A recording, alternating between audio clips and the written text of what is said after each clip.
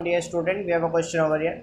Question is find the equivalent capacitance of the combination shown in the figure. So हम इसमें पहला वाले यहाँ सॉल्व करेंगे और बाकी सर्किट्स के लिए आप इंडिविजुअली एक एक करके पोस्ट कीजिए, ठीक है। सो ये सर्किट में हमें ये सॉल्व करना है। सो यहाँ हमें जो कंडीशन दिख रही है, जैसे कि ये 1 माइक्रोफेरेट है, ये आपका 3 माइक्रोफेरेट है, ये 3 माइक्रोफेरेट है और ये 1 माइक्रोफेरेट है, ठीक है। और यहाँ पे ये आपका हो गया 4 माइक्रोफेरेट और ये आपका पॉइंट हम मान लेते हैं ए है और ये बी। इन दोनों पॉइंट्स के बीच में इक्विवेलेंट कैपेसिटेंस हमें बताना है, ठीक है। सो अभी क्या करना है हमको, यहाँ पे अगर 1/3 रेशो है और यहाँ पे क्या है 3:1, क्या इक्वल है? नहीं, इक्वल नहीं है। मतलब कंडीशन क्या है आपकी? Unbalanced wheat stone bridge, okay. अब अगर अनबैलेंस्ड है तो हम ये वाला कैंसिल नहीं कर सकते, 4 माइक्रोफेरेट वाला, ठीक है। तो चलिए सॉल्व करते हैं। एक बार दोबारा हम सर्किट बनाते हैं सेम, और अब हम इसको सॉल्व करेंगे। यहाँ पे ये 1 माइक्रोफेरेट है, ये 3 माइक्रोफेरेट है, ये आपका 3 माइक्रोफेरेट है, ये 1 माइक्रोफेरेट है, ये पॉइंट हमने बी माना है और ये पॉइंट हमने ए माना है। और ये कैपेसिटर हमारे पास कितने माइक्रोफेरेट का है? 4 माइक्रोफेरेट, ठीक है। अब आपके पास ये पॉइंट तो यहाँ पे सी हो गया और ये पॉइंट यहाँ पे आपका डी हो गया, ठीक है। दोबारा हम इसे बना देते हैं। सी पॉइंट है हमारे पास और ये डी पॉइंट है, ठीक है। चलिए अब इसे सॉल्व करते हैं। तो अब हमें V A minus V B निकालना है। तो हम मान के चलते हैं कि क्यू टोटल चार्ज क्यू यहाँ पे बैटरी से इसमें जा रहा है और जिसमें कि क्यू ऊपर चला गया और remaining capital Q minus small Q नीचे चला गया। सेम इसमें जाएगा capital Q minus small Q और इसमें जाएगा क्यू। तो इसमें कितना गया? इसमें मान लीजिए एक्स चार्ज गया। कैसे निकालेंगे? अब क्यू टोटल चार्ज आ रहा है यहाँ से, ठीक है। क्यू जो टोटल चार्ज आ रहा है वो डिवाइड हो रहा है दो जगह, एक हो रहा है क्यू माइनस क्यू में और दूसरा हो रहा है एक्स में। तो यानी कि क्यू किसके बराबर है? Q minus Q plus x के। तो यहाँ से एक्स आपका आ गया 2q माइनस कैपिटल क्यू, ये एक्स का वैल्यू आ गया। चलिए आगे सॉल्व करते हैं। तो अब हम लिखेंगे सबसे पहले V A minus V B. हम कैसे लिख सकते हैं?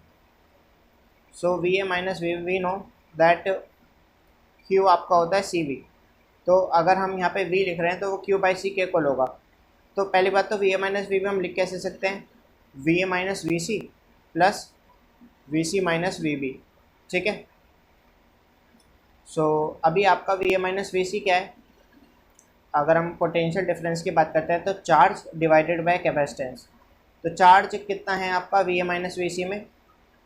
चार्ज है क्यू बाय 1 माइक्रो, ठीक है, plus V C minus V B. तो ये आपका capital Q minus small Q by 3 micro, ठीक है।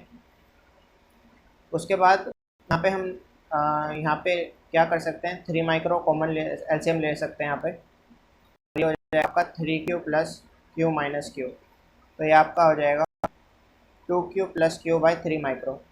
तो यानी कि आपके पास V A minus V B क्या आ गया? 2q by 3 micro plus q by 3 micro, ठीक है। ये आपके पास यहाँ से आ गया। चलिए आगे सॉल्व करते हैं। आगे क्या है इसमें कि अगेन हम यहाँ पे क्या निकालेंगे? V A minus V B निकालेंगे। तो हम कैसे निकाल सकते हैं V A minus V B? V A minus V C plus V C minus यहाँ पे हमें करना पड़ेगा वी डी और plus V D minus V B, ठीक है। तो V A minus V C क्या है हमारे पास? Q by 1 micro plus V C minus V D हमारे पास क्या है?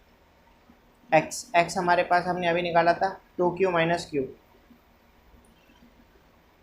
2q minus Q by 4 micro plus V D minus V B. V D minus V B क्या है हमारे पास? So V D minus V B है Q by 1 micro, ठीक है। अब यहाँ से आपका एलसीएम क्या आ गया? 4 माइक्रो। तो ये आपका आ गया 4q plus 2q minus Q plus 4q, ठीक है। तो यहाँ से ये आपके पास यहाँ पे आ जाएगा 4 and 4 8, 8 minus 1 7, 7q plus 2q by 4 micro. तो यानी कि जो आपका V A minus V B आया, ये आपके पास यहाँ पे कितना आ गया? 7Q/4 माइक्रो, ठीक है, एंड +2Q/4 माइक्रो। अब टोटल चार्ज हमें तो चाहिए, लेकिन स्मॉल क्यू के टर्म्स को हटाना है हमें। पहले वाली इक्वेशन लिखते हैं सबसे पहले। सो ये है आपका 2Q/3 माइक्रो, और यहाँ पे आपका आगे है +Q/3 माइक्रो, ठीक है। चलिए इसे सॉल्व करते हैं। ये भी ये माइनस भी है हमारे पास। अब इसे हटाने के लिए, अगर मैं इसे हटाना चाहता हूँ क्यू वाली टर्म को, स्मॉल क्यू वाली टर्म को, तो मुझे क्या करना पड़ेगा, मुझे इन दोनों को सेम बनाना पड़ेगा। तो मुझे यहाँ पे मैं मल्टीप्लाई किसके करूँ, 2/3 की, इस पूरी इक्वेशन में, ठीक है। और इस पूरी इक्वेशन में मुझे मल्टीप्लाई करनी पड़ेगी 7/4 की, ठीक है। तो ये दोनों आपके सेम रहेंगे यहाँ पे। चलिए करते हैं। तो 2/3 times V A minus V B is equal to क्या आ जाएगा, ये आपके पास यहाँ पे आ जाएगा 7×2 = 14 cube by 4×3 = 12 micro plus 4Q/12 micro, ठीक है। एंड दूसरी इक्वेशन हमारे पास बननी है 7/4 V A minus V B is equal to 14Q/12 micro plus 7Q/12 micro, ठीक है। अब अगर आप यहाँ देखें तो 7 को अगर आप 4 से डिवाइड करते हैं तो ये 1.75 आता है, ठीक है।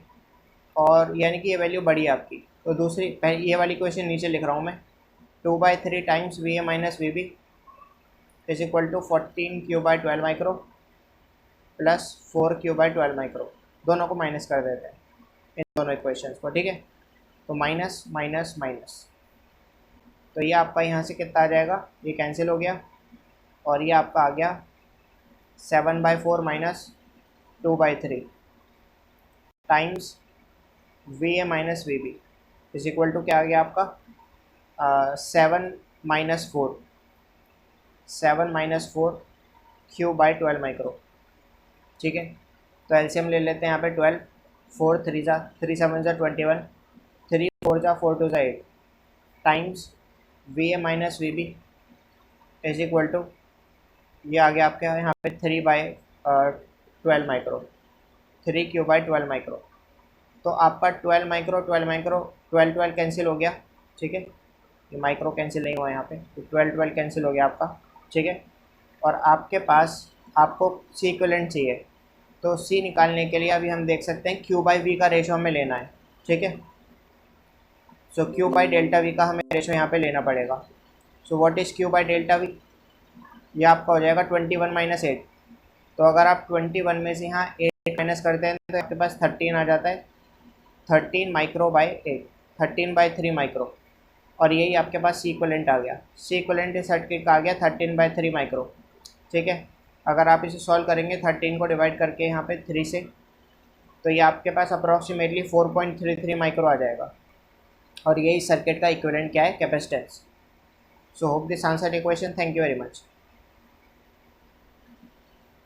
Hey guys, please consider subscribing the channel for more such videos. Thank you.